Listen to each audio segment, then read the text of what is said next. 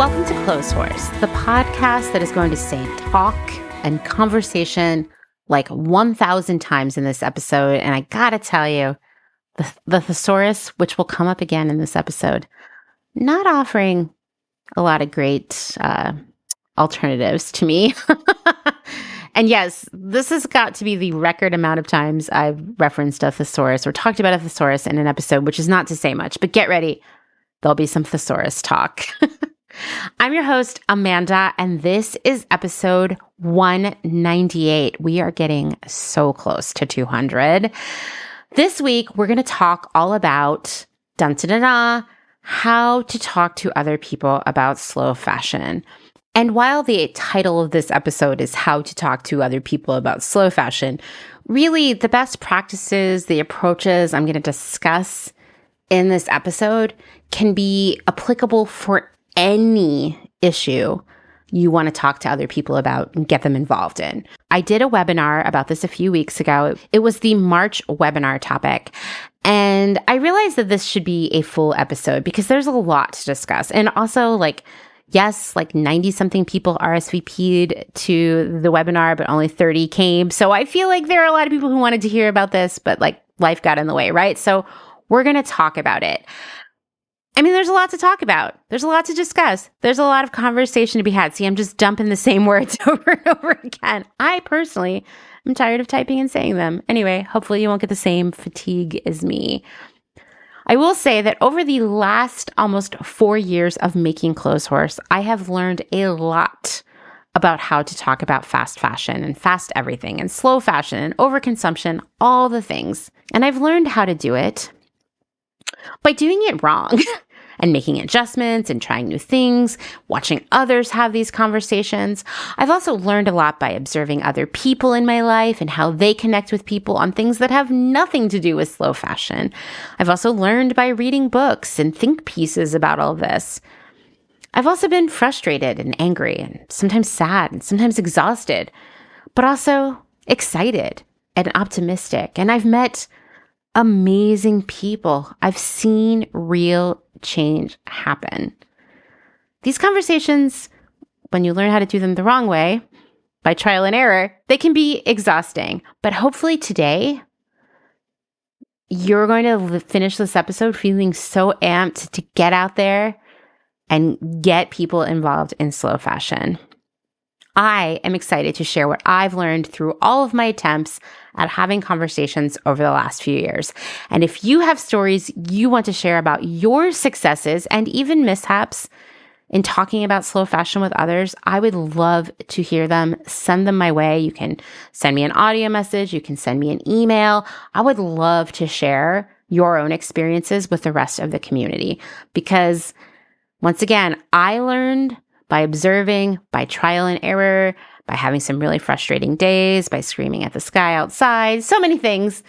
But that's the thing. We're all learning together. And when we can share what we've learned along the way, we can learn from one another, right?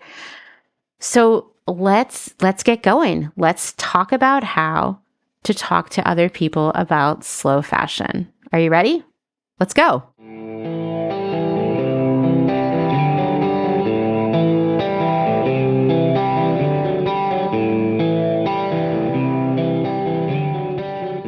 Before we get into how to talk to others about slow fashion and, slow everything, we have to explore why we should talk about all of this stuff. And trust me, this is a question I get quite often as someone who has been talking about this stuff literally for hundreds and hundreds of hours over the past few years. So many times, someone who I know, not any of my close friends or anything like that, but people I know more socially will reach out to me and say, "Hey, Amanda, I listened to an episode of Clotheshorse. I listened to part of an episode of Clotheshorse, whatever. And it was really good. And you're so smart. You're obviously talented in this area. Why aren't you talking about something more important? Why aren't you using your intelligence and your skills for something that is more important?" I mean, really, it's funny that people still say that to me after all these years, but And this is a whole other conversation for another time. Although if you have thoughts on this, I would like to hear them. So send them my way. But in the webinar we had a few weeks ago where we talked about, this subject, something that came up that had been on my mind and on the minds of others was, is the word fashion the problem here? And I've been thinking about that a lot lately as I've been going to these lobbying meetings for the Fashion Act. And, in those meetings, we're talking to people who work in government, and they're definitely not fashion people, but their response is often pretty tepid. Like, why should this matter to me? It's fashion, right? I'm not a fashion person. I'm not a style person, what have you. And it's like, well, I couldn't help but notice that you are in fact wearing clothing today and shoes. And I saw you had a coat earlier and you carried a bag and you have a belt and I bet you have a wallet and you probably have more clothes and shoes and belts and jackets at home. Probably all the people wear clothes and shoes and belts and have wallets and bags and, on and on and on, right? This is an issue for all humans. And yet, even after you say something like that, obviously in a much more genteel manner, there's still this sort of blank look of like, yeah, but I'm not into fashion. And it's like, no, yeah, I get that, right? And so clearly when we talk about slow fashion or fast fashion, for many people, there is this wall that sort of drops when they hear the word fashion. Fashion evokes, we've talked about this many, many times. It's one of the reasons I started Clotheshorse in the first place. Fashion evokes this idea of fabulousness, right? Of a very elite group of people partaking in fashion, experiencing fashion. And quite frankly, there's a lot of belief that fashion is pretty unimportant, right? Or pretty silly. Okay, so I'm just going to tell you something that is probably way too TMI. But sometimes I get my best ideas when I am using the bathroom.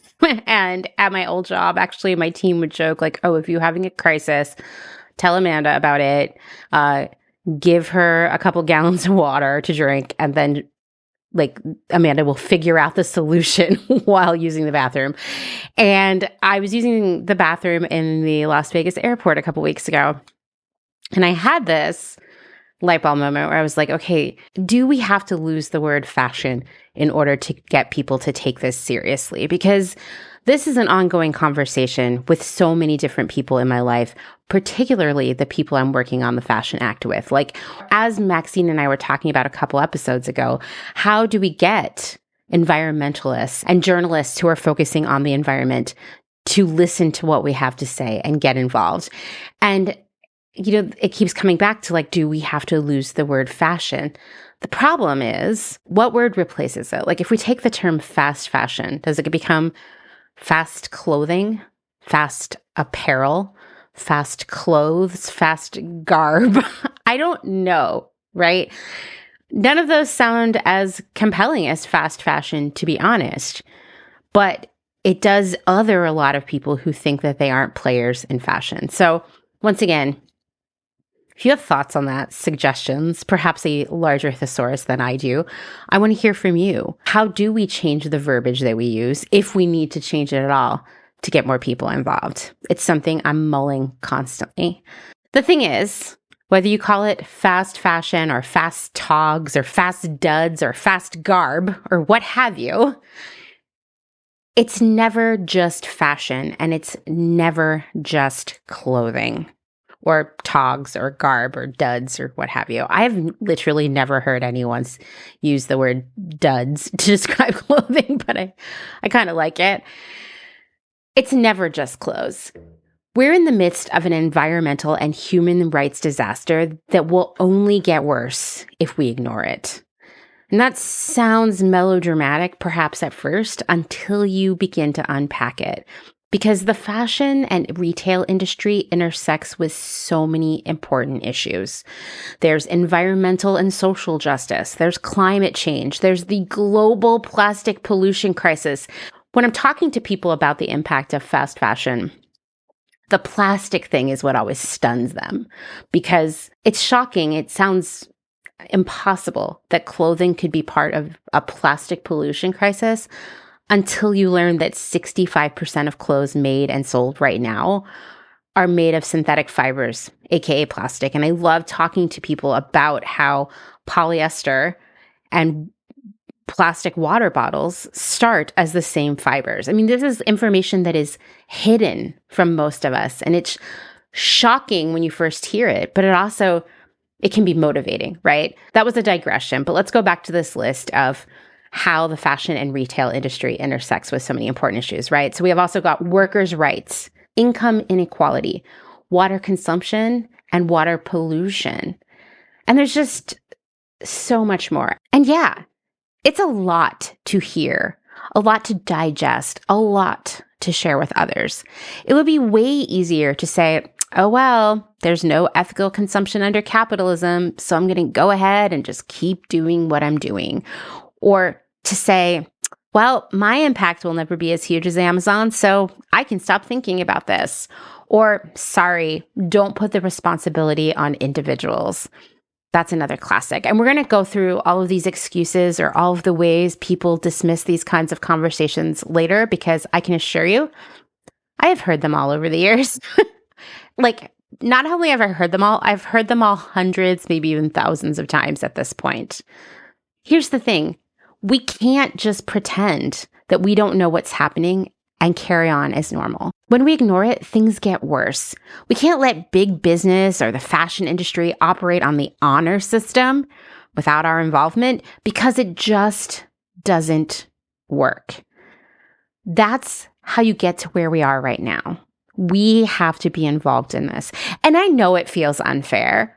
It feels unfair to me to feel as though all of these systems exist that we cannot trust, that do not operate with the good of the planet and the people in mind, that we can't count on just the innate goodness of people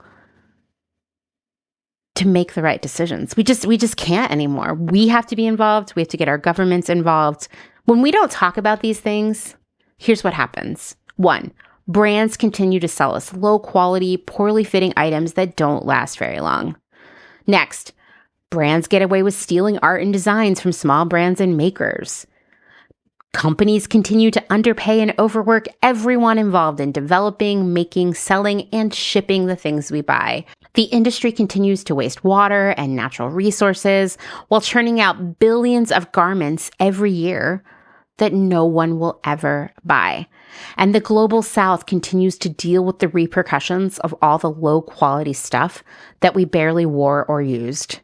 And that's waste colonialism. And honestly, there is going to be a tipping point where we can no longer, and I mean the collective we, I don't mean necessarily you and me and our friends, I mean us as humans here in the world.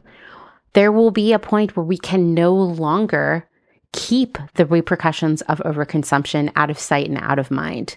All of this is just the beginning of the list of the repercussions of the fashion industry at this point. Like I said, it's a lot. And it's easy to see why it wouldn't be something you'd want to talk about. I get it. Sometimes I don't want to talk about it. And sometimes, I don't know, I'm a self-aware person. Sometimes I'm like, do people really want to hear me talk about this? Now, when I ask people why they aren't having these conversations, or at least why they are super nervous to have them, here are the most common responses I hear. I don't know enough. I'm worried about saying the wrong thing or misstating a fact or just generally messing it up. I get that. It's really scary to share this kind of information, especially on social media, where so many people will show up to let you have it if you make a typo or say things wrong. I get that feeling. We're going to talk about that in today's episode. People don't want, I don't want to frighten people or be a party pooper. Yeah, I get that too. We're going to talk about that. I don't know how to start the conversation. I think for me, actually, that's been the biggest challenge. And I've tried a lot of things over the years, and we're going to talk about that today. I don't want to start an argument or attract trolls. Yeah, I get that one too. I don't think I can make a difference because I'm just one person and I feel overwhelmed. Yes, also a feeling that I cope with all the time. I tried before and I just ended up frustrated or disappointed. Either people didn't care at all Or they got angry and accused me of being blank. The blank there could be classist, ableist, fatphobic, or rude, or stupid. I've heard them all over the years too, I promise. I want you to know that all of these fears that you have of messing it up, of attracting the wrong people, of getting in over your head, it doesn't have to be that way. And we're going to talk about all the reasons how it can go better, things to avoid, or how to pick the right moments to talk about these things. We're going to talk about all of that today. So here we are so far. We've broken down why we should talk about this. We've broken down what happens if we don't. And we've touched on a lot of the reasons why we're afraid to talk about it. Okay, well, who should care about this stuff? And who should we talk to about all of this? Okay, I thought about this question. I made a brief list of people who should care about slow fashion and fast fashion and slow everything and fast everything. And I'm just going to share this list with you in no particular order, and hopefully that will help you get an idea of who we should bring into this conversation. Okay, so we've got people who work in retail or shipping or a warehouse. We've got people who buy clothes, people who wear clothes, people who buy and use things, whether it's shoes or electronics or furniture or mattresses or gardening gloves or Instapots or, well, everything and anything.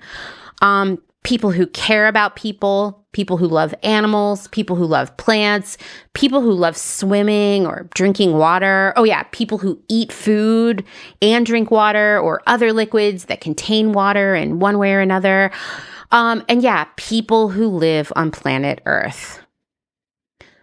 Yeah, everyone. In case you weren't picking up what I was putting down there, everyone needs to be a part of this conversation. And the thing is, like, as I've said many times before, I've probably said it 3 times already in this episode, and we just started. So much of what we know, the things we talk about here in the slow fashion community and here on Clotheshorse, we take this information for granted at this point, but most people don't know it. And I mean, like, the vast majority of people don't know it. They don't know that most clothes are made of polyester, and that polyester is plastic, and that plastic is non-biodegradable, and that plastic is only recycled once at best, and that it lives in the landfill for thousands of years, and when it breaks down, it's toxic, and on and on and on and on. And that's just one tiny part of this that people don't know. And I can assure you, these things are hidden for a reason, because once you know that about polyester, suddenly you don't want to buy polyester clothing anymore. And you know what? That's bad for the fashion industry because polyester is so profitable, right? So it's kind of up to all of us, the people who have the knowledge, which none of us were born knowing this stuff. We worked hard to learn it, It's up to us to get out there and sprinkle these seeds of knowledge around so that they can grow in the brains of all these other people, just like they did with us. That's how change happens. And the thing is, we tend to think, once again, the collective we tend to think that the impact of overconsumption is someone else's problem, that it's happening far away from here. And it doesn't help that, like, the vast majority of clothing production happens somewhere else, right? It doesn't help that the vast majority of our textile waste is swept away to landfills or shipped overseas to become someone else's problem. We're not living in Ghana, where these clothes are literally washing up on our beaches, right? We're not in Chile, where we could drive through the desert and see mountains of fast fashion clothing just rotting away in the sun, right? We are, most of us, especially those of you who are listening to this podcast, we are not seeing the repercussions of fast fashion to the same extent that so many other people are.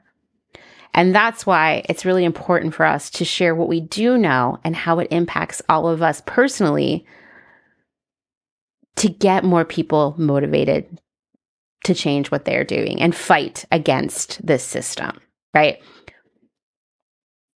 Even if you don't work in a factory or a warehouse or a store, fast fashion is having a negative impact on you. And I'll probably say this 30 more times in this episode, but every time I say fast fashion, you can just say fast everything in your mind, because really this model of selling us stuff and all of the trappings within it, the planned obsolescence, the low quality, the deals of it all, the incentivized overconsumption. That all comes from the fast fashion model. That model has been steadily adopted by every other industry that sells us stuff, right? So fast everything. And this fast everything is having a negative impact on every single person. You, me, everyone we know, everyone we don't know. Because no matter where you live on the planet, you are experiencing the environmental impact of the production and disposal of fast fashion and all the other stuff we overconsume. So yeah, in summary, everyone should know about this stuff, and we should talk to anyone we can about it. That's the thing about talking about this kind of stuff. It's kind of magical. When you talk to the people in your life about it, they start talking to the other people they know. And those people talk to the people they know, and it spreads and it spreads.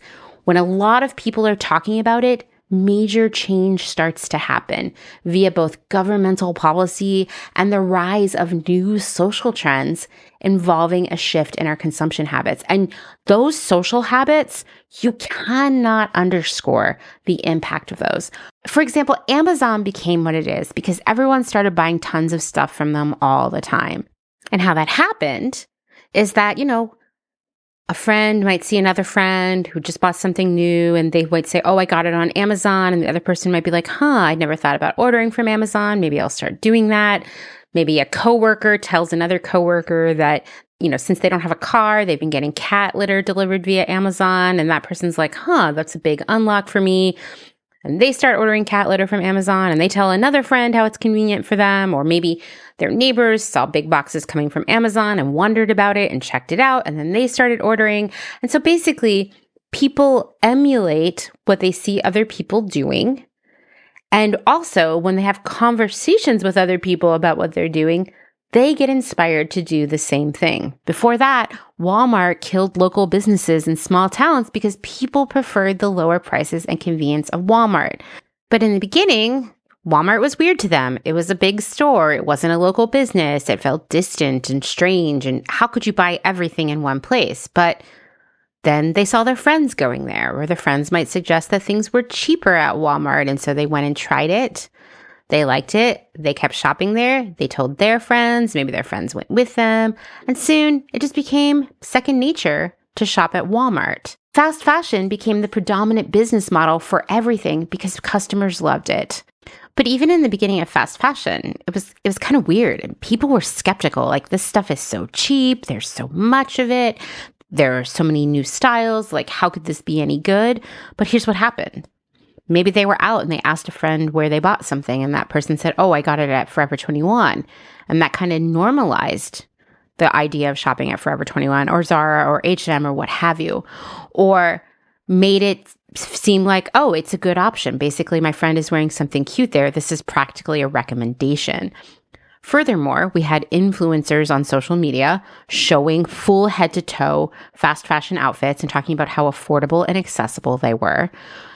Magazines and blogs straight up also advocating for fast fashion and showing fast fashion outfits and speaking about these brands all the time, normalizing it, planting the idea of it, really reinforcing a new social trend of shopping fast fashion.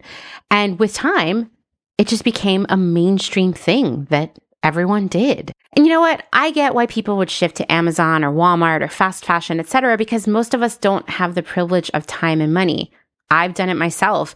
And the systems we live within are inherently unjust and exploitative. We're just trying to survive, right? But these are examples of what happens when many individuals start doing the same thing at the same time.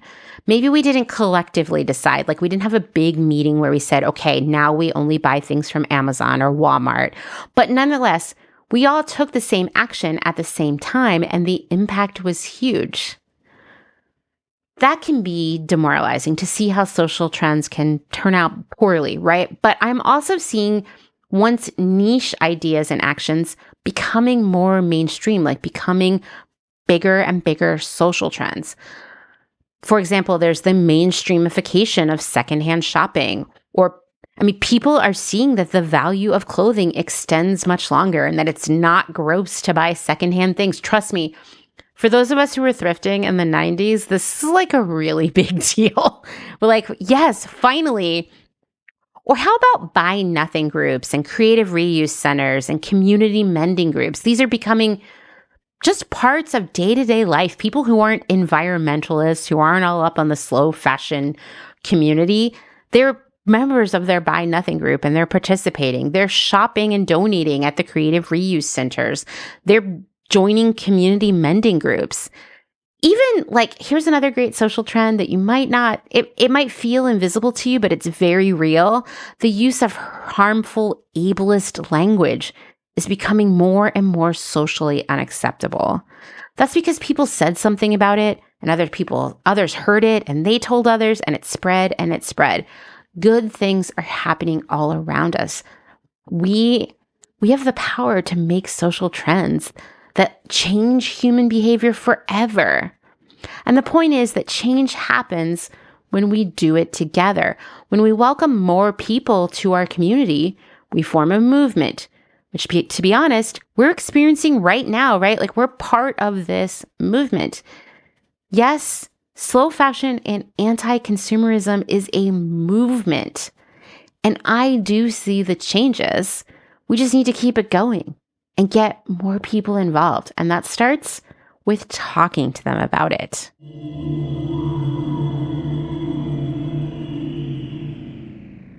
Let's take a moment to thank some of the incredible small businesses who keep Clotheshorse going via their generous Patreon support.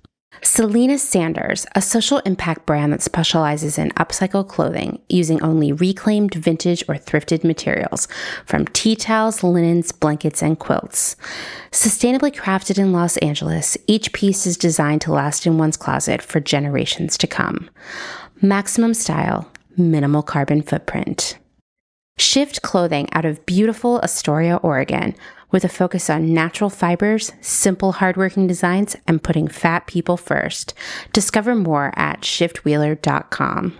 Late to the Party, creating one-of-a-kind statement clothing from vintage, salvaged, and thrifted textiles. They hope to tap into the dreamy memories we all hold.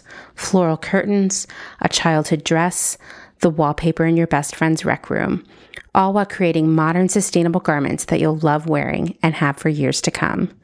Late to the Party is passionate about celebrating and preserving textiles, the memories they hold, and the stories they have yet to tell. Check them out on Instagram at Late to the Party People. Vino Vintage, based just outside of LA. We love the hunt of shopping secondhand because you never know what you might find. Catch us at flea markets around Southern California by following us on Instagram at vino.vintage so you don't miss our next event. Dylan Page is an online clothing and lifestyle brand based out of St. Louis, Missouri. Our products are chosen with intention for the conscious community. Everything we carry is animal-friendly, ethically made, sustainably sourced, and cruelty-free. Dylan Page is for those who never stop questioning where something comes from. We know that personal experience dictates what's sustainable for you, and we are here to help guide and support you to make choices that fit your needs. Check us out at dylanpage.com and find us on Instagram at dylanpagelifeandstyle. Salt Hats, purveyors of truly sustainable hats, hand-blocked, sewn, and embellished in Detroit, Michigan. Find us on Instagram at Salt Hats. Gentle Vibes Vintage. We are purveyors of polyester and psychedelic relics. We encourage experimentation and play not only in your wardrobe, but in your home too. We have thousands of killer vintage pieces ready for their next adventure. See them all on Instagram at Gentle Vibes Vintage. Thumbprint is Detroit's only fair trade marketplace located in the historic Eastern Market. Our small business specializes in products handmade by empowered women in South Africa, making a living wage, creating things they love like hand-painted candles and ceramics. We also carry a curated assortment of sustainable and natural locally made goods. Thumbprint is a great gift destination for both the special people in your life and for yourself. Browse our online store at thumbprintdetroit.com and find us on Instagram at thumbprintdetroit. High Energy Vintage is a fun and funky vintage shop located in Somerville, Massachusetts, just a few minutes away from downtown Boston. They offer a highly curated selection of bright and colorful clothing and accessories from the 1940s to the 1990s for people of all genders. Husband and wife duo Wiley and Jessamy handpick each piece for quality and style, with a focus on pieces that transcend trends and will find a home in your closet for many years to come. In addition to clothing, the shop also features a large selection of vintage vinyl and old school video games. Find them on Instagram at High Energy Vintage, online at highenergyvintage.com, and at markets in and around Boston. Vagabond Vintage DTLV is a vintage clothing, accessories, and decor reselling business based in downtown Las Vegas, Nevada. Not only do we sell in Las Vegas, but we're also located throughout resale markets in San Francisco, as well as at a curated boutique called Lux and Ivy, located in Indianapolis, Indiana. Jessica, the founder and owner of Vagabond Vintage DTLV, recently opened the first IRL location located in the Arts District of downtown Las Vegas on August 5th. The shop has a strong emphasis on 60s and 70s garments, single-stitch tees, and dreamy loungewear. Follow them on Instagram at Vagabond Vintage DTLV and keep an eye out for their website coming fall of 2022.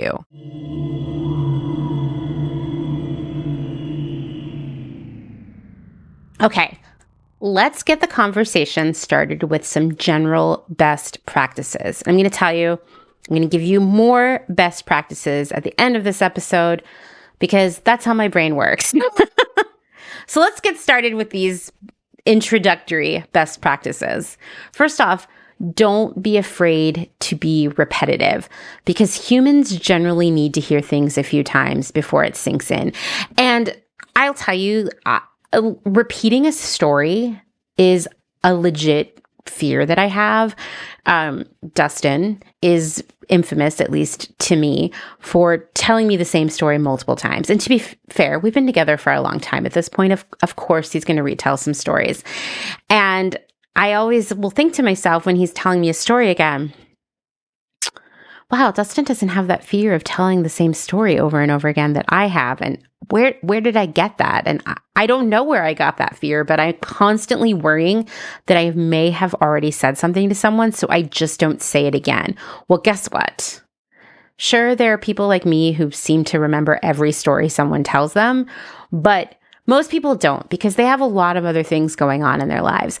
And then when you're starting to talk to them about polyester or the carbon footprint of the fashion industry or why clothes don't fit well anymore, all of these other things, they might be thinking about other things while you're talking, right? Or they might be looking at their phones, or their brain just might file it away and kind of forget about it.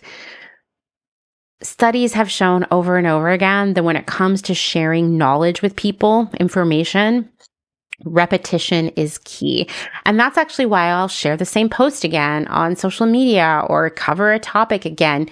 When I started working on Clotheshorse, in my mind was that we would never talk about the same thing twice, but that's not realistic because we as humans need to hear the same thing a bunch of times before it really sticks and before we reach that point where we can take that knowledge, that idea, and expand it into something else, apply it to our real lives, right? So don't be afraid to be repetitive. And here's a great time to revisit one of the reasons people are afraid to have these conversations or become frustrated, which is that it seems like whoever you talk to didn't care, right? Even if it seemed that way, or even if you were talking to someone about this at lunch at work and they went back to their desk and opened the Temu app or something, I promise that you planted a little seed in there. And so on this first time you talk to them about it, there's that little seed. And the next time you talk to them about it, you're sprinkling a little fertilizer on it. And the next time you're watering it a little bit, right? And over time that grows. And so it's not going to work if you only mention it one time. You have to revisit it and you have to lose that fear of being repetitive because you probably aren't. Because that person had a lot of other things to think about that day.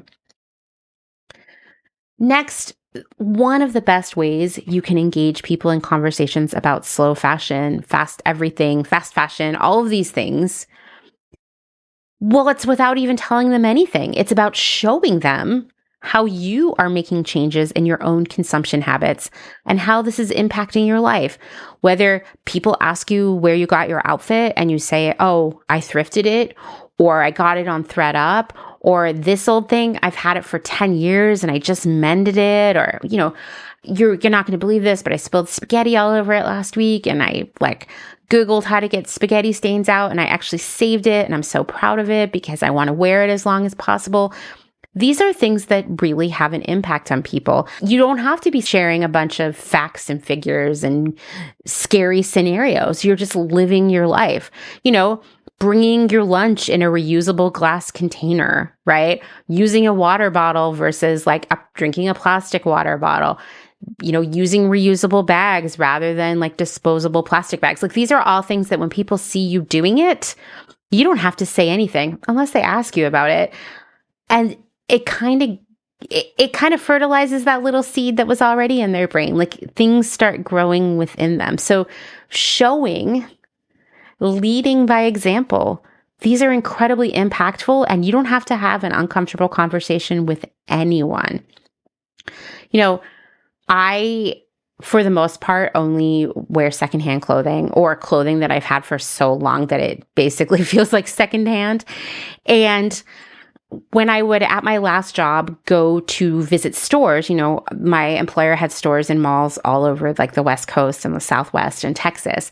And sometimes I would go visit stores to, give them feedback on merchandising, get a feel for what was going on there and talk to them about what customers wanted and, help them fix some stuff up in their stores. And, I'd always dress up, kind of dress for the part to go do that and wear something really fun when I would go. And it was awesome when one of them would say oh, I love your dress. Where did you get it? Or just say I love your dress. And it could say oh, well, this is silky, but I actually got it on Poshmark. Or these shoes, I thrifted them. Or this purse I've had since I was a teenager. And they were always wow, you shop secondhand. And I'm yeah, everyone can and should. And I love shopping secondhand. And here's why. I save money and I get to find cool stuff and I feel good about it when I think about the planet and the people who make clothes and all this stuff. And I like to think that made an individual impact on those people just having those conversations because, you don't expect the executive in your company or the person who's a lot older than you to be shopping secondhand. And when you do find out that they are and you like their style, well, then that inspires you to shop secondhand and not feel weird about it, right? Destigmatizes it. And once again, I didn't sit down with these people and say and another thing, have you heard about what happens to our clothes when we don't wear them anymore? No, I just said, hey, these are secondhand or something I've had for a long time. Or, oh, I'm glad you like this. I just ripped it and I did this repair. What do you think? That's almost more organic and you don't have to start an awkward conversation or worry about being a party pooper or stating the wrong facts, right? You're just being you.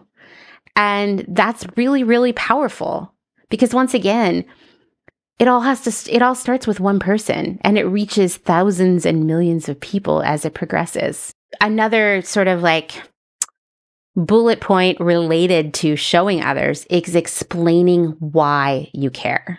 Your personal reasons for why you're involved, why you've made these changes, why you're having these conversations.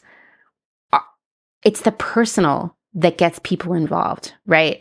Oh, this matters to you. You're a person who seems cool and I like. Well, it matters to me then too, At the same time, you also want to listen and ask questions too. Really make it a dialogue, not you giving a keynote speech to someone, not you pulling out index cards with a bunch of facts and figures on it that you want to spout. We're going to talk more about how to start conversations in a way that bring people in rather than turning them off. But I think just listening and asking questions already makes this a real connection and not just a lecture. And furthermore, we're not know-it-alls here, right? Like, we're not here to say, like, we are right and you are wrong, and now you're going to listen to me, and then you'll know why you're wrong, and then you too can be right like me. That's not who we are, right? This is about community and reaching people and growing our community into a movement, which turns into lasting global change, right? And it's all about connecting with the people around us, which we don't connect when we're lecturing someone. They're watching us. They might not even be listening to us. That's a performance. That's not a conversation, right? And so let the dialogue flow and ask questions and just be personal. I am going to talk about this more in a little bit, but I would say like 2 people in my life who have had the greatest impact on me and how I connect with other people and get conversations started about all kinds of things. It would have to be my dad and my Gam Sandy, my grandmother, because they're not related by blood, and well, they're not even related by marriage because my parents got divorced a long time ago. Gam Sandy is my mom's mom. Both of them have this incredible knack for just meeting people where they are and getting to know them and becoming friends with them. Like, it's if I go visit my dad and my stepmother and my sisters in Salem, Oregon, where they live, anywhere I go with my dad, everybody knows him. They're overjoyed when he shows up, whether it's an Applebee's or a grocery store or the gas station. Everybody knows my dad and just is happy to see him.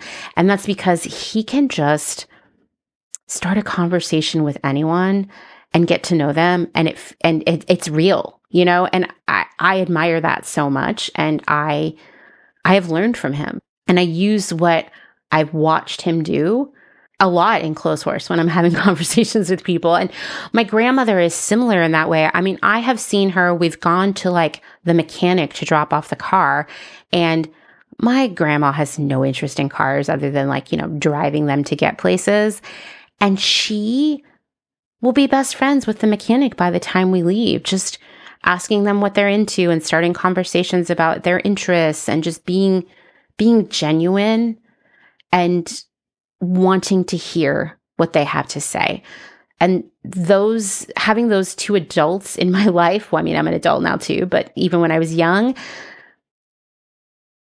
it has really taught me how to be an activist, I guess, and also just how to navigate my way through the world, And the other thing is, when I ask people like, what was your biggest fear when it comes to talking about slow fashion, fast fashion, all these things, climate change, it doesn't matter, all of this stuff, is being afraid of getting it wrong, of using the wrong word, of throwing out the wrong statistics, of just being wrong and then being called out for being wrong, which I get that, okay?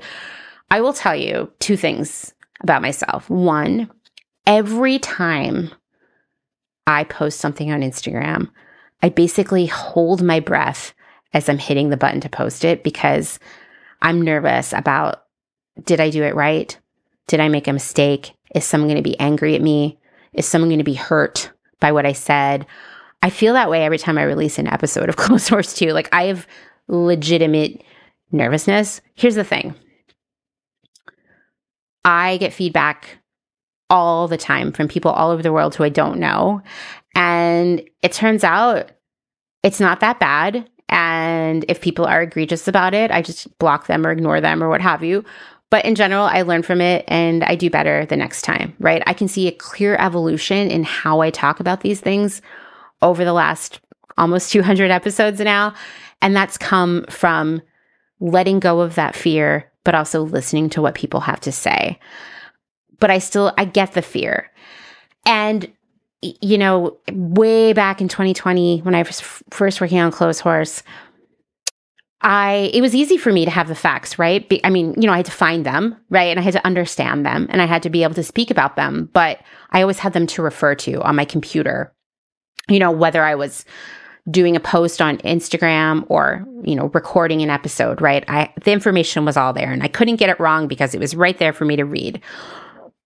I would think, and I would say this to Dustin, I was like, someday, it's hard to imagine this day, but someday we'll be out in the real world. Like we might go to a party or some other event, and people might ask me about these things, and I might share the wrong statistics or something. And then, they may find out later and find me distrustful, or I might confuse them or what have you. Most importantly, I would feel horribly guilty for the rest of time, right? Because that's how I am.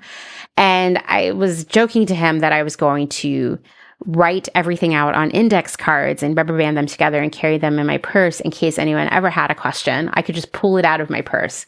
Well, a few things happened. One is that I don't think I've literally gone to even one party since 2020, which, as I say out loud, I can't decide if I'm bragging about that or if I'm sad about that. It's somewhere in the middle.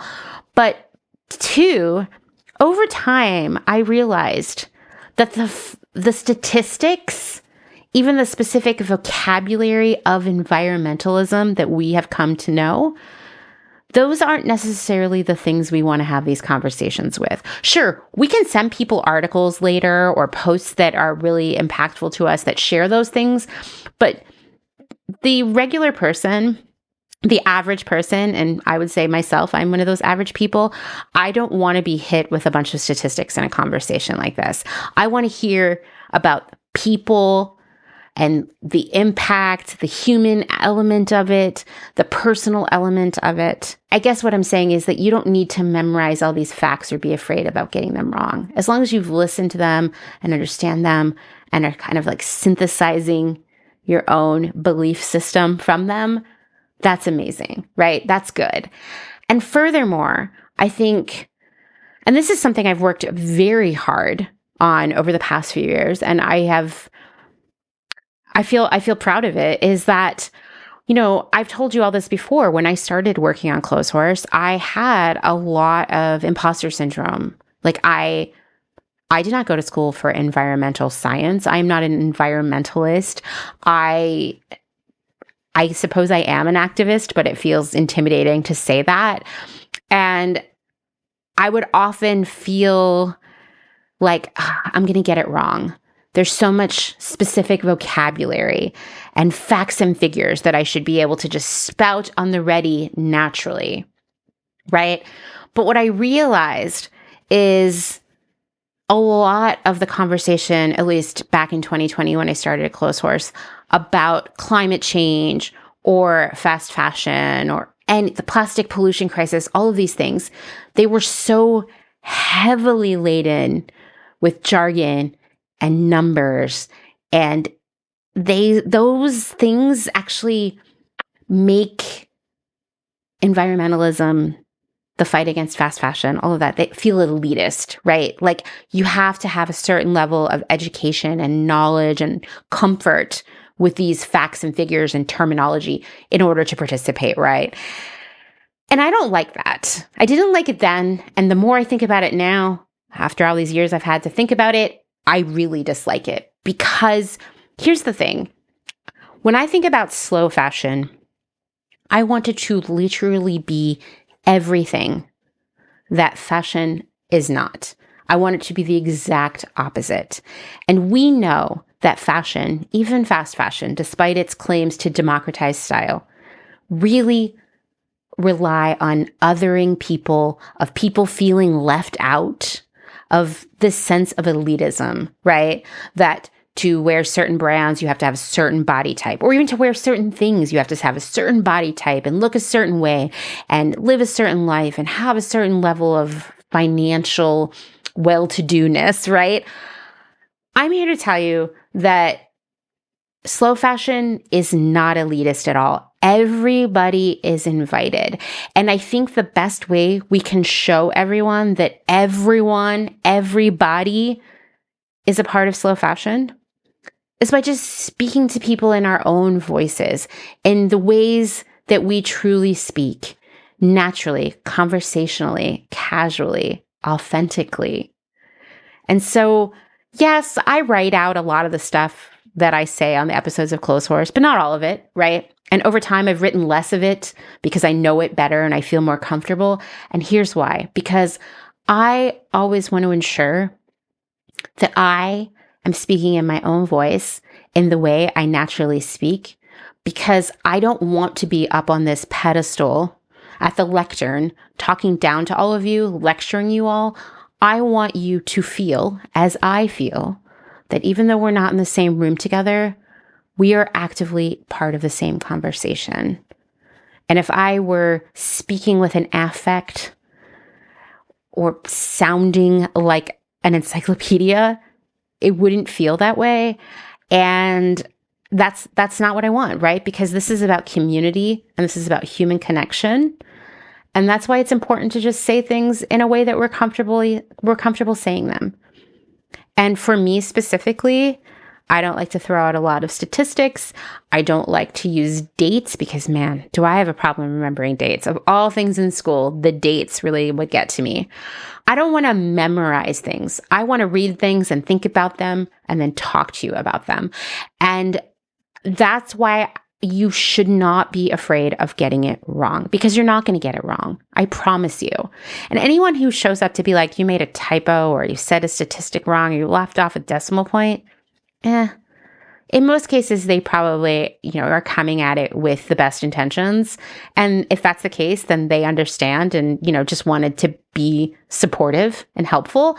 And in the small chance that they're just there to be a jerk and they are those people who like to call people out on their grammar all the time, who cares, right? They still listened to what you said and it had an impact on them. And so no matter what, you got it right.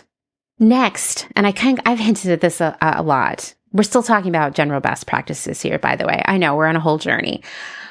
Share your own personal stories because this helps others to see the true impact of fast fashion. Once again, all of this feels so far away. It's somewhere else where allegedly things are different. Neither of these things are true. It is all around us, and humans are humans no matter where they live, right? Water is water, soil is soil, the air is air, and we all live on the same planet together. Sharing your own personal stories helps others understand how all of this impacts them because they see themselves in it. And I say this all the time. I mean, this is why I include the audio essays on here and want to get more and more. And that's why we have so many conversational guests on here. We're just talking about things because our personal stories unlock doors and open ears. And I bet there are so many times you've been listening to a Clotheshorse episode of we've been stealthily dripping facts into your ears, but you've just been enjoying hearing people talk about their lives. That's how it works. In fact, studies have shown that when we're telling a story to someone else, our brain waves start to synchronize with the listeners. And that's how true connections are built. Like we really connect with one another when we just talk about ourselves. Now, this was something when I started Clotheshorse that I felt really weird about. And I even told Dustin in the beginning, I said, what if this is successful? And he's like, well, that would be great. And I said, no, like, I don't want to be famous. I don't want lots of people to know about me and my life. And I said, I'm a fuck up. I had a kid really young. My partner died. I've dated lots of idiot people. I've dealt with substance abuse and my eating disorder, and I have bipolar disorder, and I am terrible when I wake up in the morning, and sometimes I mispronounce words, and I don't want people to know what a fuck up I am. And he was like, I think you're really too hard on yourself. But that was a legit fear for me. And then over time, I realized, and maybe I just became more comfortable with who I am and that maybe I'm not a fuck up, that the more I told all of you about my life and how all of this has felt to me, the more it connected the dots for all of you and made you feel, as you should, like you're a part of this, right? That we're part of this community together. That was a big life lesson for me, actually, and really a door opener, because I have felt for most of my life that the best thing I could do was not talk about myself. I'm sure that was something that was socialized into me as a kid. And I think a lot of us who are assigned female at birth, we're told we're not supposed to talk about ourselves. We're not supposed to be prideful. We're not supposed to be self-centered. We're supposed to listen to other people talk, right?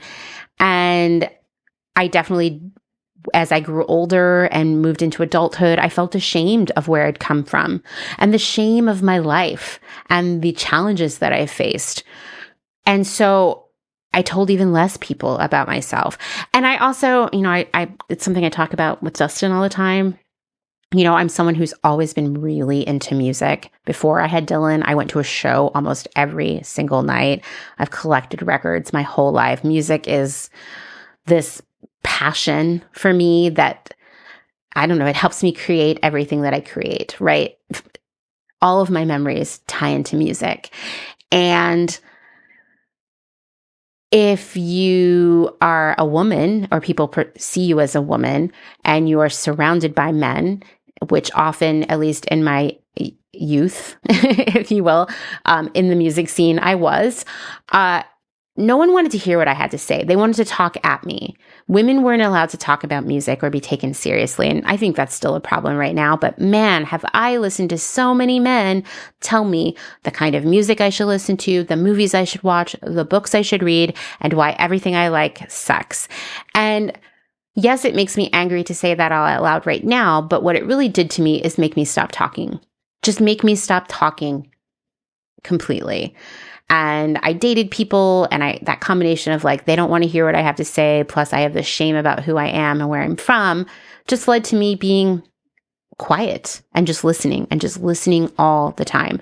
And no one really knowing me. I mean, even at my last job before the pandemic, when I was working at Newly, my boss didn't even know that I had a kid because I was like, this person, she is incredibly classist.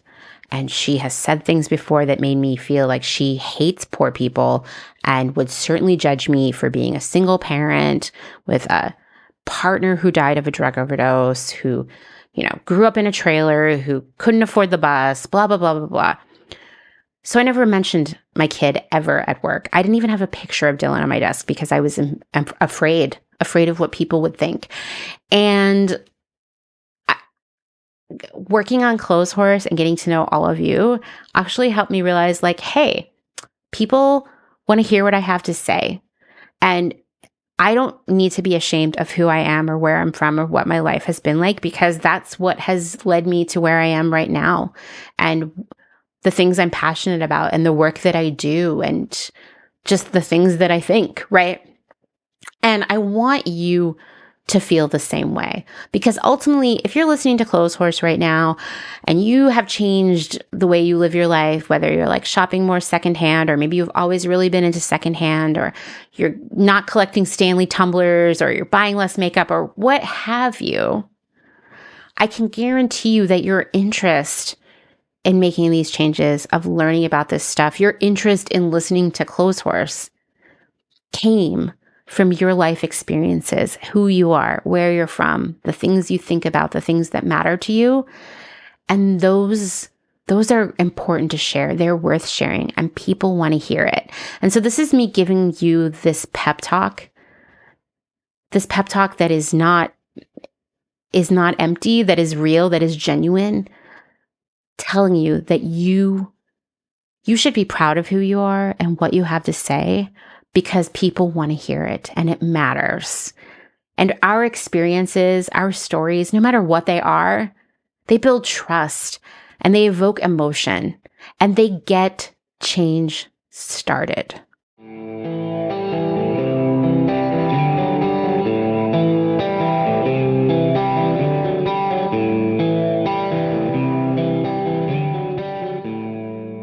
Okay, I think now is a good time to talk about the elephant in the room, which is the excuses and pushback to conversations about fast fashion, slow fashion, fast everything, Shein, Temu, you name it.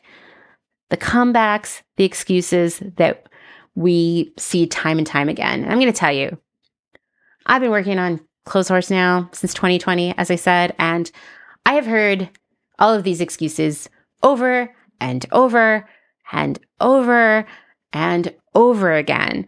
And in the early years, I saw them on Instagram constantly.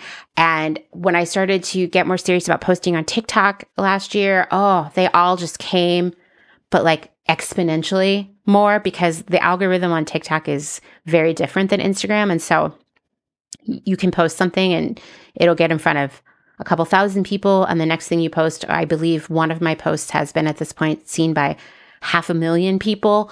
And so you get a lot of people randomly showing up who don't know you. And sometimes the same excuse will come up 1,000 times in a comment thread.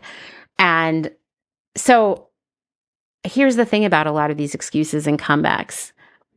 They're not very original because I keep hearing the same ones over and over again. And I bet they're going to sound familiar to you. And listen, they are frustrating for sure. We're going to talk about that. But they aren't the gotcha moment that they seem like they are. Okay, are you ready? So here are just some of the excuses that I've seen.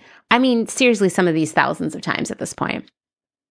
It's classist to talk about fast fashion. To me, that's the original comeback excuse, the one I encountered the most in 2020 and 2021. It's still coming around. You know, you might also see, well, I'm poor. I can't afford anything else. Where are poor people supposed to shop? You're just privileged and rich. That's why you say this. It's all the same flavor, right? It's fat phobic to talk about fast fashion. That's another one because, and to be fair, it's fucked up, right? Why do the ultra fast fashion brands do the best job of making clothes in all sizes? I don't know. I hate it. The thing is, they don't do a good job of it. And it doesn't mean that we should uphold these systems just because they're making sizes, right? But I also understand that sometimes that's the only option, and that's okay too, right? And we're going to talk about that more. But remember, when we're talking about this, we're not shaming anybody. We're not saying you're a bad person if you shop there. It's ableist to talk about fast fashion. That's a new one that I had never encountered before. So yeah, there's some innovation there, I guess. It was a few weeks ago on Threads, and I'm going to tell you, it's okay if you feel frustrated and lose your patience with things like this, because I certainly have here and there. I have gone outside and just screamed at the sky. It's good that we live in the middle of nowhere now because I don't have any neighbors to frighten. Sometimes I'm like, I'm going to have a conversation with this person and engage with them. But sometimes I'm like, I'm too tired or I'm busy, right? And when the person came to me on Threads and said, and this was in response to a post where I said, you know, there are $3 and $4 dresses on the Shein website right now, and that's just not okay. And the person reposted my thing and was like, well, you know, disabled people need to buy clothes too, and that's all they can afford, and they can't shop secondhand because often no one wants to drive them anywhere. They don't have transportation, and so Shein is their only option, and they deserve to look cute too and have things to wear to appointments and feel good. And hey, I get all of that, and like once again, if Shein is your best option, I get it. The thing is, Shein's not making billions off of people who are too poor to buy clothes somewhere else or people who are disabled, okay? They're making all that money off of people who are buying 10, 20, 30 things at one drop many times a year, right? That's a whole other conversation. But, you know, these kinds of things that come up, the classism, the fat phobia, the ableism, ultimately, you know, and you don't need to have a comeback here, by the way. I don't think you should have a comeback. We'll go into that. But the thing I want you to remember is that these are not reasons to uphold a system that is very damaging and really doesn't do a good job of serving anyone, right? It's not good for anyone to buy these clothes or have them as their only option. The fact that, say, Shein is the only or best option for so many people is really indicative of larger systemic issues, like why do disabled people get such terrible benefits from the government? Why isn't there a better infrastructure to care for people and provide for them and help them get around while also being independent and pursuing happy, fulfilling lives, right? Why aren't more clothing companies making clothes that fit more people? Why are we so underpaid that Shein is the only thing we can afford? I mean, these are all indicative of larger issues, and they don't mean that we should like support Shein or that Shein is operating in the public interest. And anytime I say Shein, you can just throw in any other fast fashion brand, right? It's the same story. And once again, I don't think that you need to come back with that, but I think it's something I want you to remind yourself if you feel discombobulated or thrown off by responses like this. Here's the classic. There's no ethical consumption under capitalism. Man, The number of times I've seen that on TikTok recently. I just shared in threads today as I'm recording this, a post from someone named Teo.Dactyl. They said, there is no ethical consumption under capitalism is supposed to make you go, hey, let's get rid of capitalism. Not, welp, I'll just spend $800 on Shein anyway. So good. Gold right there. And that's just like, once again, you don't need a comeback when people say this kind of stuff, but just remind yourself, right? Don't let this upset you. Just know that, these arguments aren't good, right? These excuses are bad. Another classic is, it's not my responsibility. It's Amazon's, it's Zara, it's H&M, it's the government's, it's everybody but me. As we said, we can't trust these companies to get it right. And the only way things are going to get better is if we push our governments for regulation and we stop giving these companies our money, right? So yeah, we are a really important part of this. And whether it feels unfair or not, that's just how it is. We're all doomed anyway. Another TikTok classic. Come on, guys. Come on. We're not all doomed, okay? And what about XYZ? I posted about Temu, and people, a gazillion people on TikTok were like, well, what about prison labor? Yeah, that's fucked up too. But right now we're talking about Temu. And I think whataboutism is just, I don't know.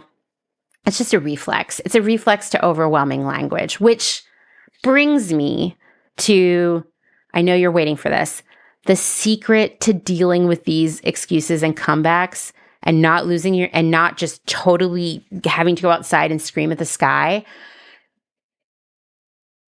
The secret to dealing with them is understanding where they originate. So I'll tell you, in the first year or so of Clotheshorse, every time I posted something about the fast fashion business model, like clockwork, I could predict it. It would be like, in about 3 minutes and 39 seconds, someone will comment with one of these excuses, right?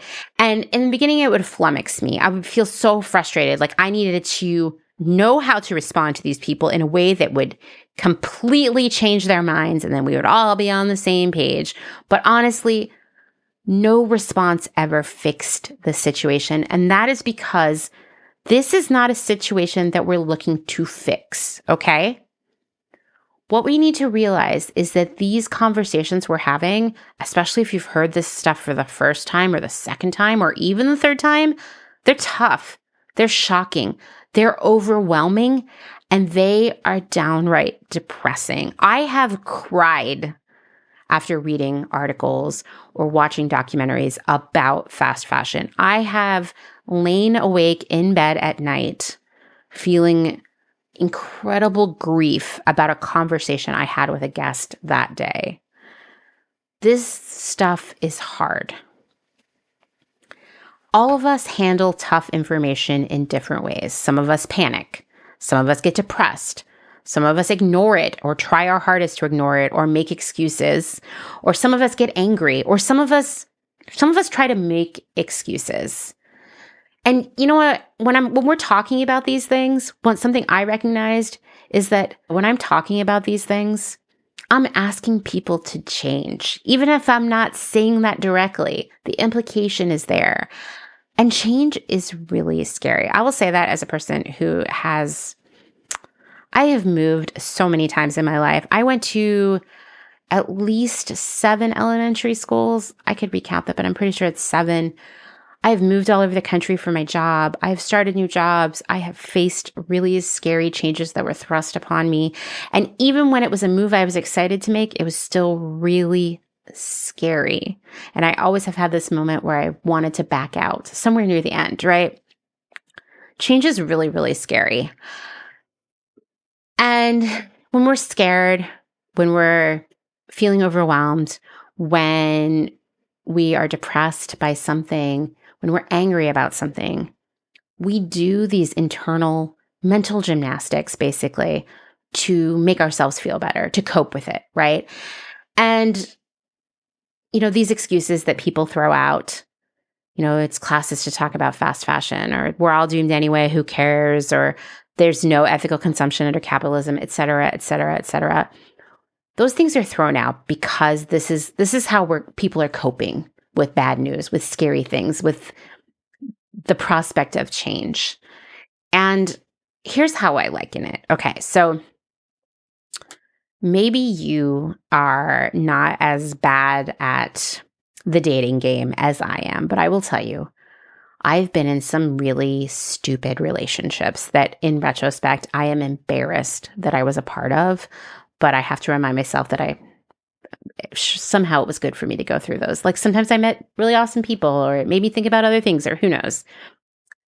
Anyway, specifically, I think of one relationship I was in that went on way too long.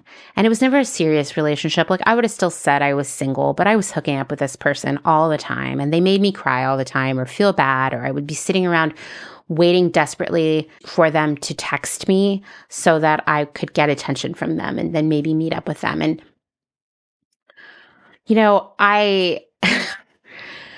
I don't know where I got this idea when I was a kid, but somewhere, maybe I learned it from a TV show or a book, or maybe I made this up myself. But I had this belief that if you closed your eyes and said someone's name silently, of course, backwards 10 times, they were likely to appear. And I do think that it maybe worked a couple times when I was a kid. I can't think of any, documented situations, but I know it must have worked at some point, maybe just even as a coincidence. I mean, my mom would be showing up late to pick me up from something. This was always the situation. I'd be like the last kid there. And I would just say her name over and over again, backwards and backwards, and then she would appear. That might be a coincidence. But as an adult, it started to turn into if I do that, someone will text or call me that I've been wanting to hear from. And so with this guy that I was dating, terrible relationship, very toxic. He's an alcoholic. It was messy. We had good times together, but we also had bad times. I would be so desperate to hear from him. I'd be out with my friends and I would be there keeping my eyes open so I didn't look like a total mess or get thrown out of a bar, saying his name over and over again backwards in my mind in hopes of magically making him text me, right? So we could go meet up. I mean, I was addicted to whatever was going on there. And my friends hated him, okay? They were like, this guy sucks. He treats you terribly. You deserve better. He's not that great. He's not as cool as you. He's not anything good enough for you. You need to stop with it. And I would make excuses to myself. They don't know what it's like when we're alone together. He's just too afraid to admit that he loves me because he doesn't want to get hurt. People just don't know what it's really like between us. They don't know how special it is. And that's because they can't understand it, right? These are getting into the line of it's classist to talk about fast fashion, right? But of dating. And, this guy, by the way, for any of you who have listened to the department, this is the guy with the raccoons in his house. And if you don't know that story, you need to go listen to the department to hear it. But this was a messed up situation. And I would just make these excuses over and over again. And I will tell you, breaking myself off from that was really, really hard. I had to make a lot of excuses all the time to keep it going. But the fear of it not being an option anymore, whatever my life would be like after that change of him not being around, it was really scary. And I think that's what kept me in it. And I don't know what I was afraid of, that I would date someone else, that he would date someone else. I'm not really sure. All the things that could go wrong did go wrong, and actually we don't even speak anymore, but it dragged on way longer than it had to.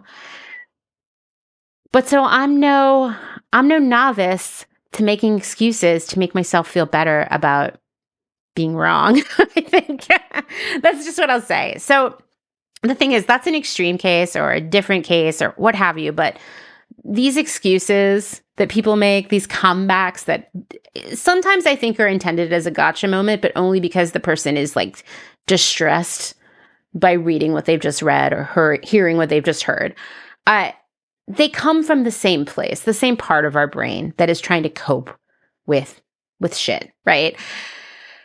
When I started to think about that in the first year or so of Clotheshorse and started to understand that, it actually made it easier for me to talk to people about these things, and it saved my sort of sanity, my frustration, because I was no longer getting enraged at these people because I couldn't change their mind, right? Or feeling like it was personal, like a personal attack against me, because it probably wasn't.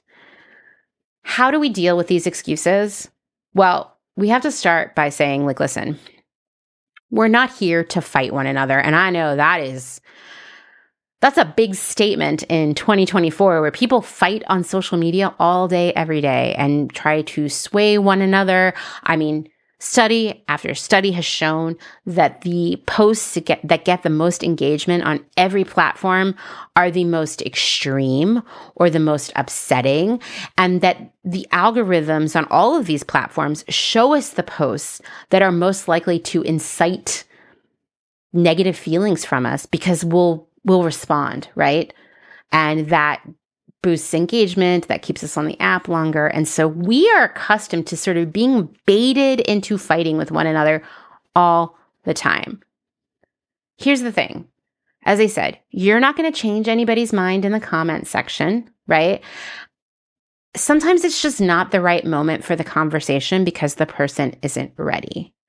And it may not feel like it, but even if someone drops a comment like you're being classist or whatever, I promise you that you've already planted a seed in that person's mind. And remember, repetition helps that seed grow into like a tree of change, right? You don't need to, at that moment, engage in the repetition to get the person there, right? You just need to keep being who you are and being authentic. Next, you have to remember that this person is already dealing with a lot of frustration and pain and fear. I mean, hi, it's normal life in 2024. It's been like this for a long time. And when you think there wasn't enough stuff to keep you up at night or make you cry, there's more, right? It just keeps going. Sometimes I'm like, how much more could I be angry and sad and frightened and disgusted by on a daily basis? Like, haven't I reached the peak yet? No, there's probably more coming, right? And so I just want you to remember that we're all carrying that weight of feeling powerless, right? To make things right sometimes. And that can cause us to sort of like show up with these excuses or lash out in situations where it feels safe to vent that frustration, like a stranger on the internet. And so I just remember that person is already dealing with a lot, just like I am, just like you are, just like all of us are. And so rather than doubling down on being right, I'm just kind and welcoming. I will tell you, I still get messages on a regular basis, no matter how many times I've tried to cut out messages from trolls, comments from trolls. I do everything I can. People still get through to sometimes just tell me I'm stupid. Or a guy told me on TikTok, I've blocked him now, that I was, quote, a piece of shit who makes shitty memes. And, you know, he doesn't know me. He's just lashing out because he doesn't know me, right? Just hurtful, but like, I just was like, I think he's having a bad day. And sometimes when people, like this guy, I just was like, block, ignore. But sometimes when people are like, I think you're wrong, I think you're stupid, or you don't know what you're talking about, or the number of people who've come to me in DMs to basically tell me I'm like not very smart, rather than being like, well, guess what, asshole? I was the spelling bee champion in Pennsylvania in 7th grade. Instead, I say, oh, well, here's some other articles like you might want to check out that I read to get this information, or I've been thinking about a lot, or, just being sincere and kind and not being angry, even though I want to be. You would be surprised. And also, like, the thing about sharing more articles or kind of killing people with kindness and information, which is how I look at it, is that they get more of that repetition of this information. And so that has a benefit too. And I know it's hard. I do not think that you are required to ever engage with anyone who is rude to you on the internet or in real life. And so if you don't want to, then don't. Block them, restrict them, ignore them. Seriously, I used to be so hesitant about blocking people on Instagram, and now I'm like, nope, you're blocked. You're being really extra to me right now, and I don't need it. Or you're frightening me, or you're hurting my feelings, or I don't think you actually want to participate in this conversation. You don't owe anybody anything. But if you do want to engage with people who are questioning what you have to say or making excuses, be kind, right? Like I said, you can share knowledge and sources if it seems like the person is open to it, but you don't have to either. And I'll also just say that you don't need to say anything at all, right? I promise what you shared is having an impact already. If you're having conversations about this in real life, I think it goes down a lot differently, right? I don't think people is going to be like, well, you're stupid. They might make one of the excuses I shared with you that we see all over the internet. And in that case, you can say like, oh, well, actually, I don't know. Here's the thing. Trust your gut. If things are escalating, if things are getting heated, it's probably good to walk away. But if it seems like the person is open, you could say like, actually, I know it feels like it makes sense that like fast fashion, talking about it is classist, but actually, did you know that it actually widens economic inequality? But you don't have to do that either, right? Once again, just starting the conversation actually gets the larger conversation started, even if the conversation doesn't go any further that day. And lastly, just remember, any pushback you get on these conversations, it is not personal. It is grief. It is frustration. It is this unfortunate realization that many of us have quite frequently, that everything seems so big and so shitty and so out of control. That's what it is. It's not you. It's just like, can we ever have nice things? That's what it really is.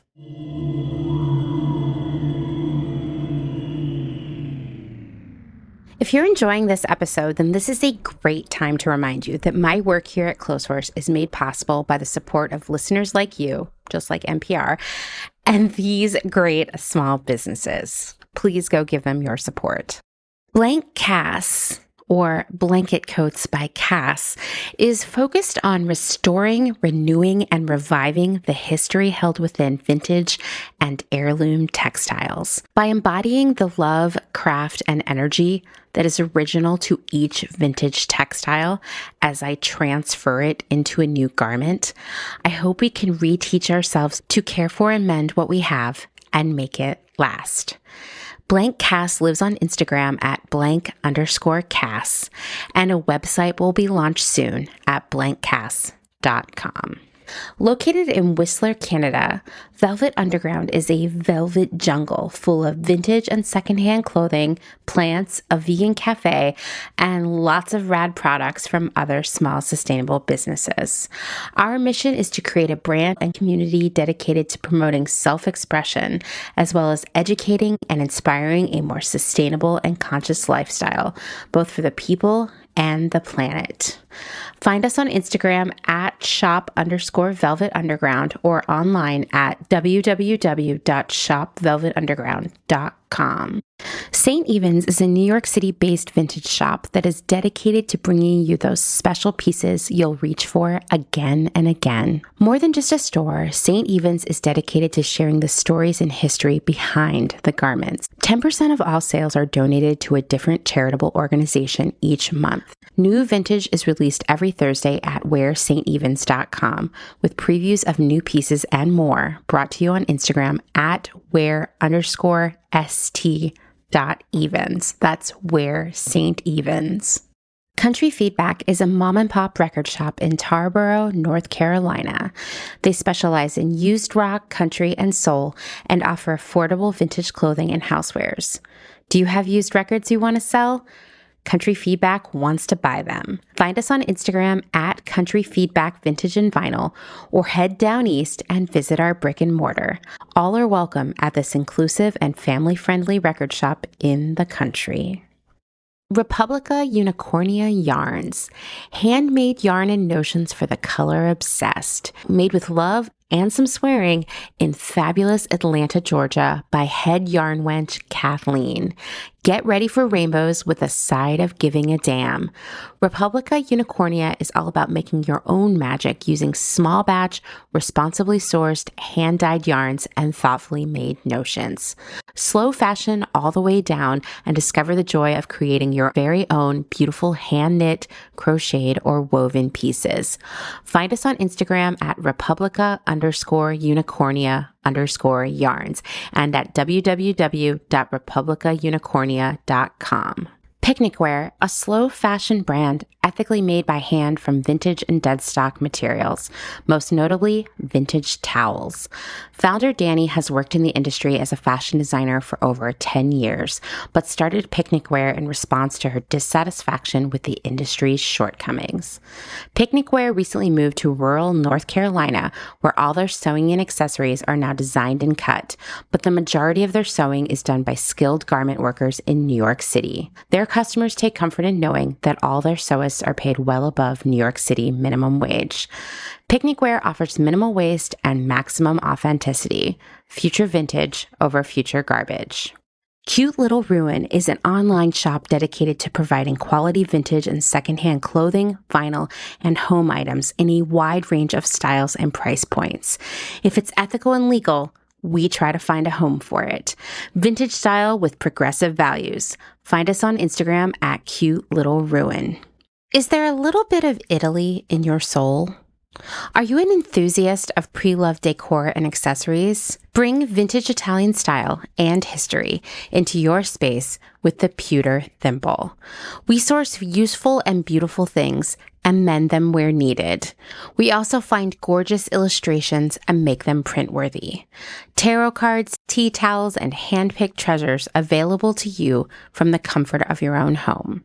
Responsibly sourced from across Rome, lovingly renewed by fairly paid artists and artisans, with something for every budget. Discover more at thepewterthimble.com. Deco Denim is a startup based out of San Francisco, and it sells clothing and accessories that are sustainable, gender fluid, size inclusive, and high quality, made to last for years to come. Deco Denim is trying to change the way you think about buying clothes. Founder Sarah Mattis wants to empower people to ask important questions like, where was this made? Was this garment made ethically? Is this fabric made of plastic? Can this garment be upcycled? And if not, can it be recycled? Sign up at decodenim.com to receive $20 off your first purchase. They promise not to spam you and send out no more than 3 emails a month, with 2 of them surrounding education or a personal note from the founder. Again, that's decodenim.com.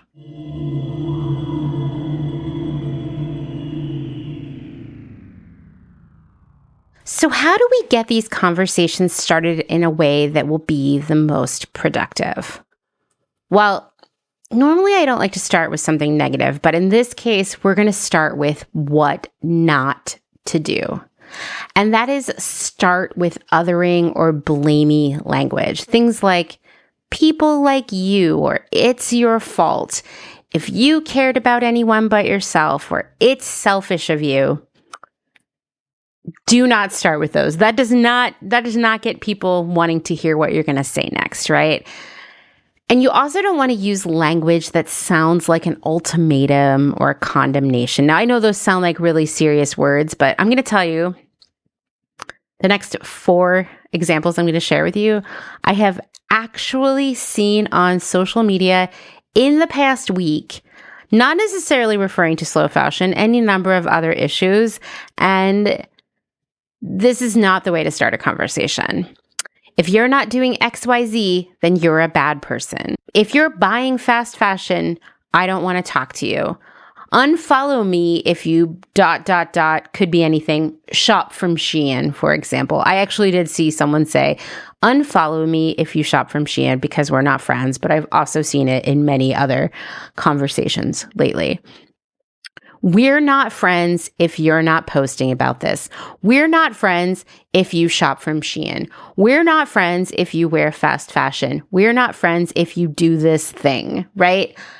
This is not how we bring people into this or get people interested in hearing what we have to say. And here's the thing. If you don't think that I don't feel angry and frustrated and even exhausted by all of this sometimes, by everything that is happening in the world right now that fills me with grief and fear and frustration and rage, well, of course I do. So do you. So does everyone we know, right? When I'm feeling that way, when I'm about to be like, you know what your problem is, or something like that, those are the moments when I step away from the keyboard and I put away my phone and I do something to care for myself and rest. Because rage might bring a few people into the fold, but if it does at all, it's going to be very few. And ultimately, I don't mean, even if I feel frustrated, that if you shop from Shein, we're not friends. Why? Well, what kind of friends are we if I'm really saying things like that? If you're not posting about this, unfollow me because I don't want you in my life. Like, that's wild, right? My Gam Sandy always said to me, you can catch more flies with honey than with vinegar. And the reality is kindness, compassion, welcoming, and care are how you build a community, not blame, accusation, rage, ultimatums, none of that. It's just not going to work. And really what that does, unfortunately, is shut people down, is drive them away, is make them not interested in hearing what you have to say, and perhaps even taking a complete opposite stance on it just because you've hurt them by acting that way. Furthermore, these kinds of statements, starting the conversation with that, what they really are implying is shame, that you should be ashamed if you buy this or don't buy that or don't post this or do post that or don't say anything or do say too much or what have you, right? Shame is incredibly demotivating. In fact, shame is never the way forward. It just leads to more of the mental acrobatics that I was talking about earlier, where excuses are used as a defense or coping mechanism, or worse, people cover their ears and just walk away, right? Instead, we want to meet people where they are, and we want to meet them with kindness and compassion. And that compassion means recognizing the privileges of time and money and size and access and so many other privileges that currently makes slow fashion out of reach for many. When you realize that, it's a lot easier to be kind and welcoming and non-judgmental about choices others are making. And when people are making changes, even little ones, they matter, right? And we have to cheer on those changes because it's progress, not perfection. And support and encouragement is so motivating. Care is so motivating. The reality is that being a jerk to other people about their choices is never going to get results. Telling people they're selfish or wrong or monsters or whatever verbiage you prefer to fill people with shame, none of that is ever going to get results. We have to opt for sharing knowledge over criticism, kindness over ultimatums, listening and asking questions over just making statements and expecting people to listen and change. We have to start conversations, right? A lot of people think that sustainability and slow fashion is elitist and judgy. We need to prove them wrong. Once again, my mission, my belief is that slow fashion must be everything that fashion is not. And that means compassionate and welcoming and inclusive and fun, right? We're going to do this the right way. So how do we get these conversations started in a healthy, productive way? Because I've already told you, don't do it this way. We want to look for moments to get the conversation started. For example, in real life, if someone's talking about shopping or clothing or prices or fit or even a recent trip to Target, this is a great time to explain why they're frustrated. Like, nothing fits? Well, that's because everyone has adopted the fast fashion model and they aren't taking time to get it right. Clothes fall apart? Well, that's because brands are cutting corners to make the math. no one was working at Target when you went there the other day and you couldn't find anything? Well, that's another way the industry prioritizes profits over people by cutting staff and wages. Look for those moments to have those conversations. Even for me, like if I'm going to make a reel for Instagram, I like to pick a story from recent news and talk about it and the larger applications of it and why it matters and what it means. You don't need to make reels about this kind of stuff unless you want to, but you definitely can have conversations like that with people where they don't feel weird and random. And here I'll tell you what. People love to talk about clothes and shopping or weird, bad experiences they've had at businesses. You would be surprised how often it comes up. It's a great time to start these conversations, right? Because they already got started for you. When it comes to what you're going to post on social media, what you're going to talk about there, if you opt to do that, just being yourself and just doing what you do and saying why you do it, that's enough. Showing that you have a good life and you're happy, but you're also mindful of the things that you do and their impact, that's a big deal. Because as I've said before, lots of people think anyone who's into slow fashion or sustainability or any social issues, they think that those people live lives of despair and deprivation and rage and loneliness. And, we're all actually having like a lot of fun and building friendships and doing interesting, cool stuff. So just showing how you live your life and sharing the things you do, that's enough to get the conversation started. You also have to remember that there is no single right way to live the slow fashion way. There are many different ways to get involved and make personal changes that don't mean you have to go start a podcast, right? And I know this because I've experienced this myself. When I first started working on Clotheshorse and the years leading up to it, when I was really starting to think about the impact of the industry of clothing, of how to make it better, it was overwhelming for me. Even just, and not even just clothing, but like all the plastic that wasn't getting recycled and the carbon impact of all the work travel I had to do. And all of these things would feel so overwhelming. And I just didn't know where to begin. And I know I've used this, I don't know, is it an adage example? I have no idea. I've used this in the past. It's gross. And it's apologies to all elephants because I love elephants. But it goes, how do you eat an elephant? One bite at a time. Maybe you could change it into like one of those huge chocolate bunnies at Easter. The huge ones. You couldn't just sit down and eat that in one sitting. It's huge. Give you a stomachache. You wouldn't even enjoy it. But one bite at a time, one little change at a time, that's how you make real impact and eat that entire chocolate bunny. There are so many ways to get involved that can feel, and I think it's up to us to suggest these small ways, to show ourselves doing these small things, to inspire other people to do these small things that add up, like voting and calling your representatives to tell them that you want more regulation of the fashion industry or any other issue that's on your mind right now. And once again, voting, right? Voting is so important. Shopping secondhand as often as possible. And it doesn't have to be always or every time, but even saying, rather than buying a new blender, I thrifted one. That's an impact right there, right? Encouraging people to buy less stuff and change up their shopping habits. Mending and laundry, these two simple things, they have an impact. And just integrating those into your life, they lead to something, right? And so suggesting and showing these things to people, it's really important. And these are also things that you can do with other people. You can sit down together and read the voter's guide for where you live. You can host a mending circle. You could have people over to show them how to dye over stains or have a clothing swap. But there are all these ways you can reach people and make an impact on them and get them involved without having to, once again, pull out the index cards of facts and figures and jargon, right?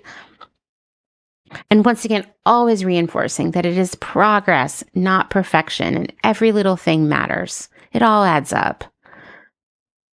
And that brings me to my final set of best practices for this episode. First things first, keep it positive and fun.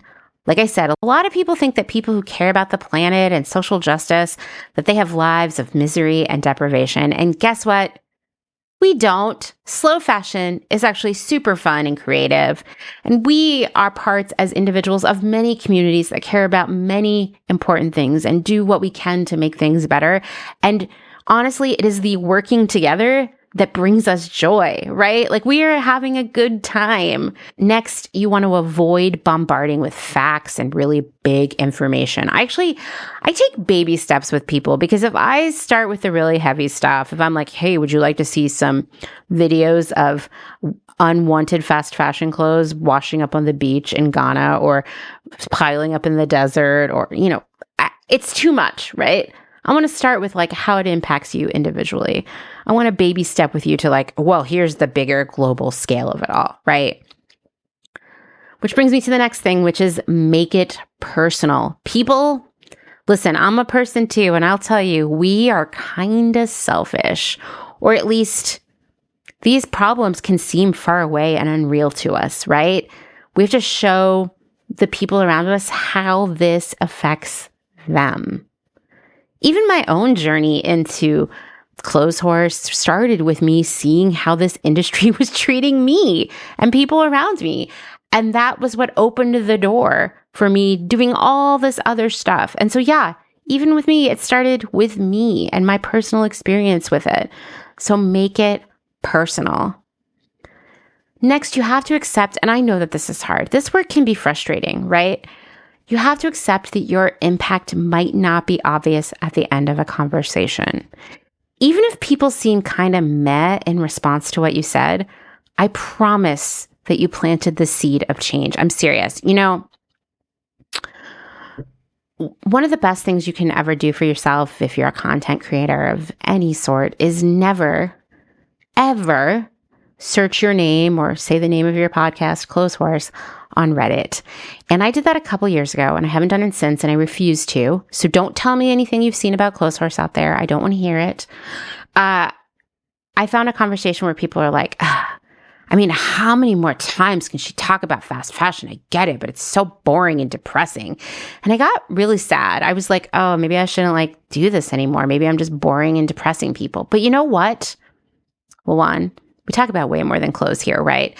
And we've evolved in so many different directions and had so many different guests and had so many interesting conversations.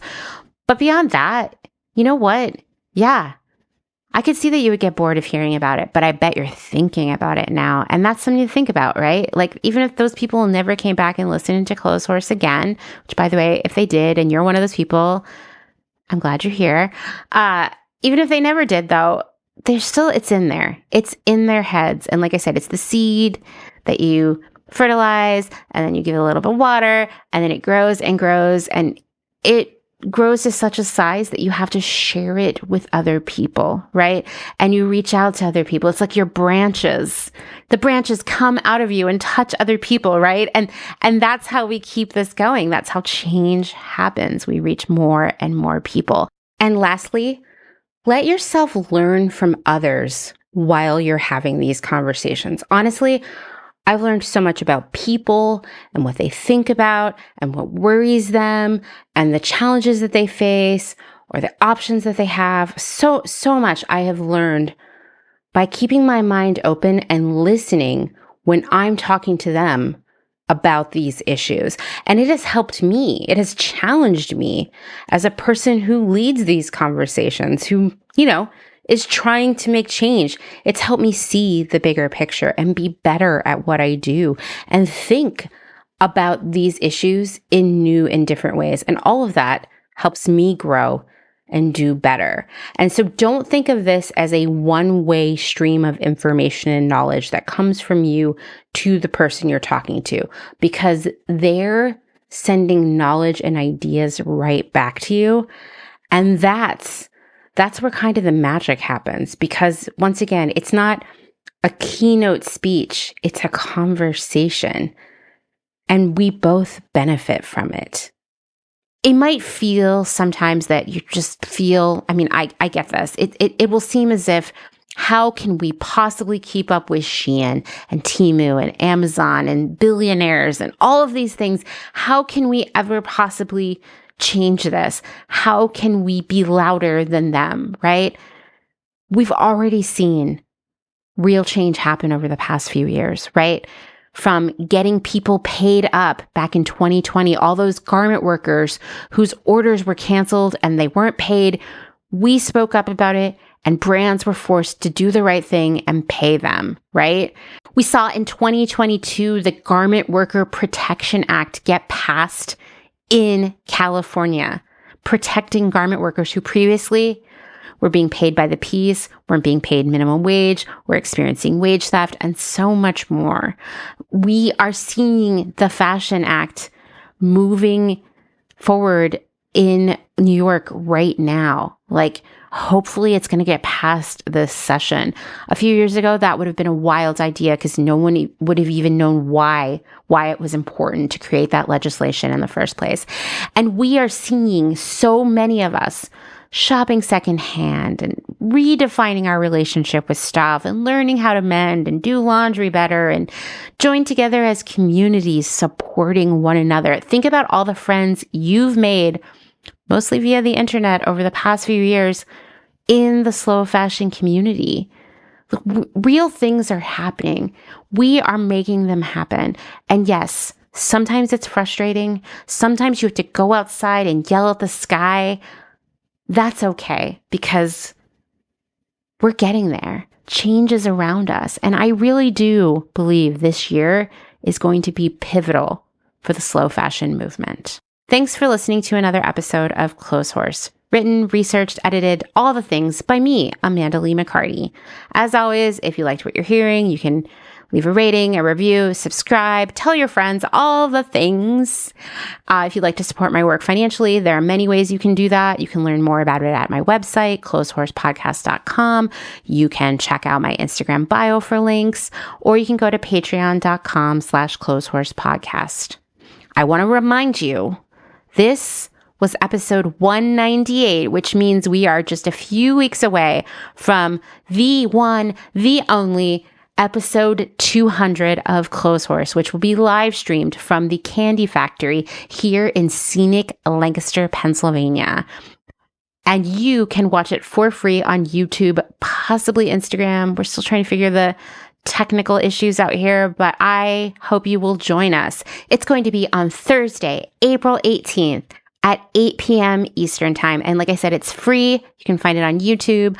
I hope you will all join us. I get kind of emotional thinking about it sometimes. I'm like so excited to reminisce about the past few years, hear messages from all of you, answer your questions, and actually get to interact with you while recording an episode of Clotheshorse. Like what an amazing thing, right?